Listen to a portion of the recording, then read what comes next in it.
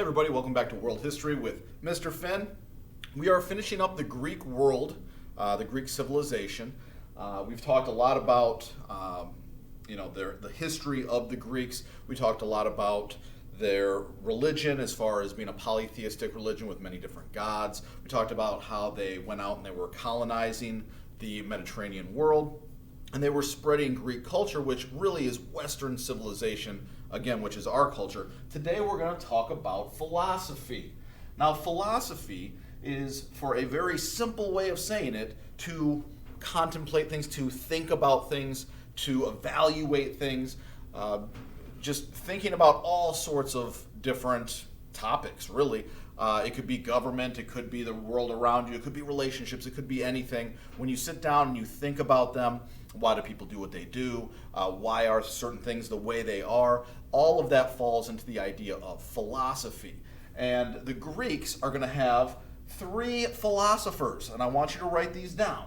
We have Socrates, we have Plato, and Aristotle. These are going to be famous philosophers, and it really is a centerpiece to the Greek civilization because the Greeks were very world-based in the sense that they thought about the world around them, they used science, they tried to break down why things were the way they were in a scientifical way, mathematical way. Not as much, and as we get further along, you'll see different cultures do different things with believing in, the influence of gods on things, or, things happen for other reasons other than science and mathematics and topics like that. But the Greeks were really big into that. And so as we take a look at these philosophers, what I'll have you do today is turn in these notes. So we start with Socrates. Socrates is going to be about, really it's going to be this, self-growth is what he is about. He is about having the individual ask questions and contemplate things. And so what Socrates will do, it's called the Socratic Method. He has his own method where he will ask questions and have his students try to come up with the answer on their own and do a lot of the thinking for themselves. That is his big thing. And so Socrates actually, with this self-growth, he is going to be super famous. He gets many students. Socrates gets many students. He appeals to the younger generation of Greeks, and they come out and they follow him. A lot of the older Greeks don't like his teachings, and so unfortunately for Socrates, he is going to be put on trial in ancient Greece for corrupting the youth, which he really, in what he was doing, he was not trying to corrupt anyone. He wasn't trying to make anyone do anything they, have terrible thoughts or anything like that. He was trying to expand the thought process for these, for his students.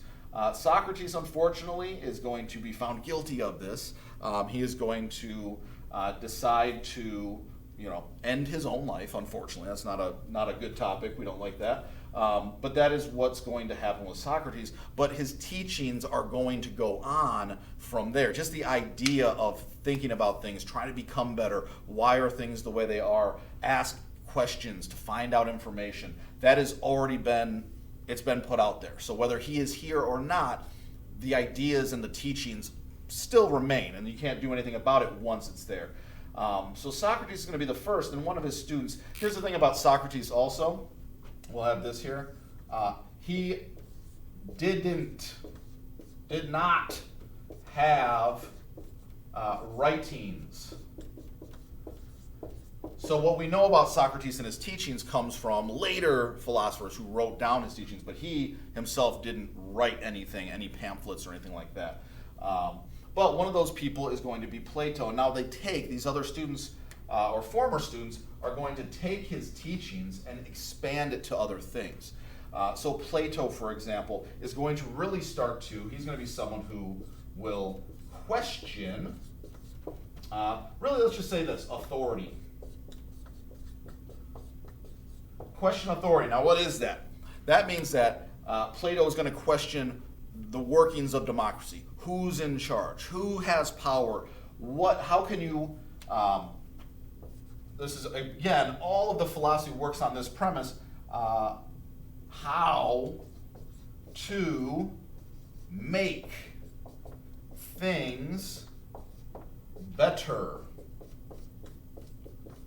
So again, I'm going to want these notes. So make sure you got all this and you're writing it down. So how to make things better. Whoop, there's a question mark there. That is going to be the fundamental idea of this philosophy, and Plato is going to start to question authority, the people who are in charge. How do we make things better? How do we have people not be corrupt and be driven by having power and trying to get power and hold on to it? So he's going to come up with ideas like, civilizations should have, philosopher kings because they're going to try to seek out wisdom and not be driven by power.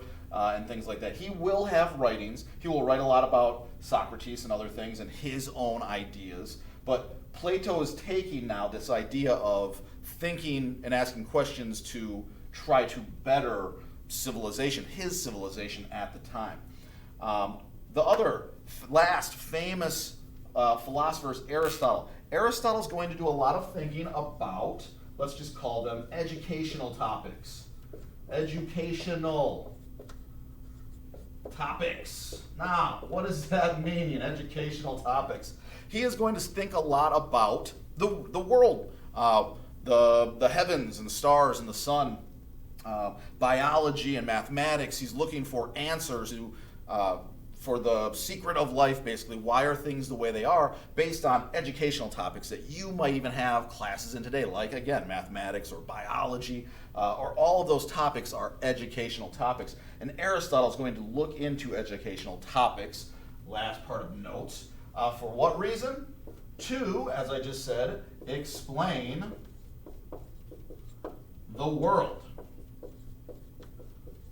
Why are things the way they are? Why do things happen? Cause and effect. What is the sun? What are stars? The heavens?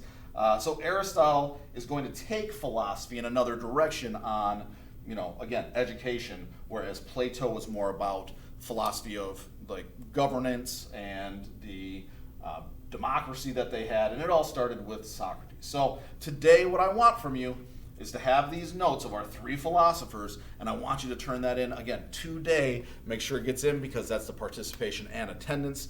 And as we move on from here, we're going to take one brief stop in the Greek world still as we move forward in history, not as much about their culture. We're going to see somebody by the name of Alexander the Great. That's quite a name, Alexander the Great. So we're going to see Alexander the Great, and then we are going to move on to one of the largest, most influential civilizations that we have in class, which I'll leave you with that teaser. So make sure you turn this in, and I'll see you next class.